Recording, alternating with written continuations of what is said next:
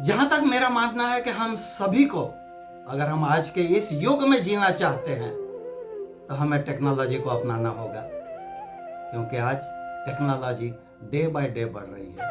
वो दिन और थे जब सब कुछ मैन्युअल होता था, आज सब कुछ एडवांस है। અને મને એવા લોકોને વિશેષ રૂપથી કહેવાનું છે કે આવો, આવી ટ્રેનિંગ અટેન્ડ કરો. ઘણી વખતે આપણે સાંભળીએ છીએ, હવે ઉંમર થઈ ગઈ, હવે શું શીખવાનું. પણ જ્યાં સુધી અંતિમ શ્વાસ છે ત્યાં સુધી આ યુગમાં શીખવાનું છે.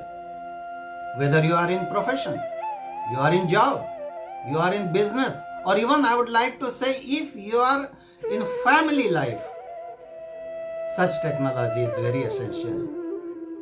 तो जब भी आप ये अनाउंसमेंट सुनो कि ये कोर्स है, ये टेक्नोलॉजी है, ये बेस है, आप और आपकी फैमिली, जो भी एज हो आपकी, इन्वॉल्व होइए और अपने आप को इस युग में जीने लायक बनाइए.